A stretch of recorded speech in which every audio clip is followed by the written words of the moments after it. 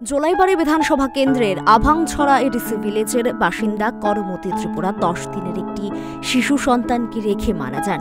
এই খবর পেয়ে পরিবারের লোকজনদের পাশে গিয়ে দাঁড়ালেন কেন্দ্রীয় প্রতিমন্ত্রী প্রতিমা ভৌমিক। কেন্দ্রীয় মন্ত্রী জোলাইবাড়িতে বৃহস্পতিবার সরকারিভাবে সহায়ক মূল্য কৃষকদের কাছ থেকে ধান ক্রয়ের স্থল পরিদর্শনে যান, যেখানে তিনি ওই শিশুটির কথা জানতে পারেন। এরপর তিনি অসহায় মাতৃহারা শিশুটির পাশে গিয়ে দাঁড়ান।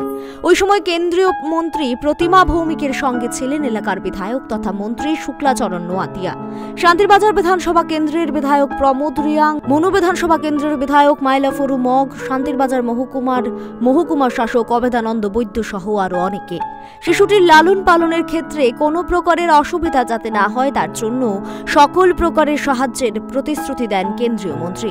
এরই মধ্যে বিরোধী শিবিরের কিছু সংখ্যক লোকজন অপপ্রচার শুরু করেছে শিশুটিকে বিক্রি করে দেওয়া হয়েছে বলে, যা সম্পূর্ণ ভিত্তিহীন। তিনি এই অপপ্রচারের জন্য সিপিআইএম এর ভূমিকার তীব্র নিন্দা করেন। তো আজকে যে ঘটনাটা হয়েছে কমিউনিস্ট পার্টির পক্ষ থেকে তারা যে আগের জামানায় তারা যেমন ছিলেন তারা ভাবেন দেশটা বোধহয় ওই জায়গাতেই আছে। সেই নিজেদের যে মানুষকে পরিষেবা দিয়েছেন সেই পরিষেবা থেকে ওনারা বেরোতে পারছেন না। তাই আজকে ওনারা এই সুন্দর একটা দুঃখের বিষয়, ছোট্ট একটা সুন্দর পরিবেশে বাচ্চারা জন্ম হয়েছে, মার মৃত্যু হয়েছে, প্রচণ্ড দুঃখের বিষয়। কম বয়সের 20-21 বছরের একজন মহিলা সন্তান জন্ম দেওয়ার পরে মৃত্যু হয়েছে, কতটা মর্মান্তিক ঘটনা।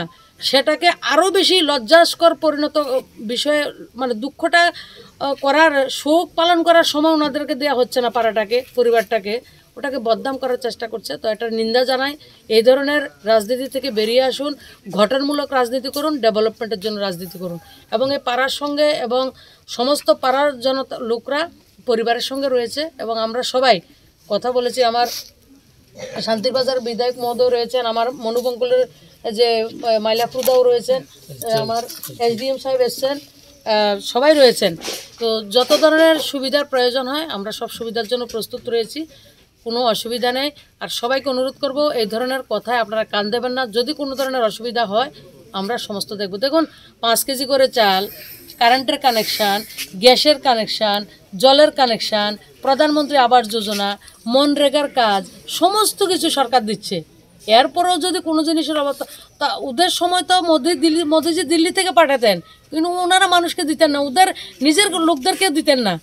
সেই জায়গা থেকে ওনারা বেরিয়ে আসতে পারছেন না। এরা আগের জায়গায় থাকবেন, কিন্তু দেশ এগিয়ে চলছে, মানুষ এগিয়ে চলছে, এটা বিশ্বাস করতে পারছেন না। এই জন্য তারা এই জায়গায় রিউমার ছড়িয়ে একটা অপপ্রচার, সরকারকে বদনাম করা, মানুষের মনোবল নষ্ট করার চেষ্টা করছেন ওনারা।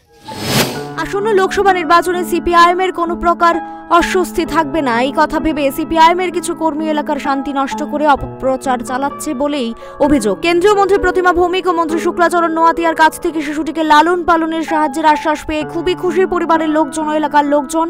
10 দিনের মাতৃহারা শিশুর পাশে দাঁড়ালেন প্রতিমা। Bureau report, Times 24।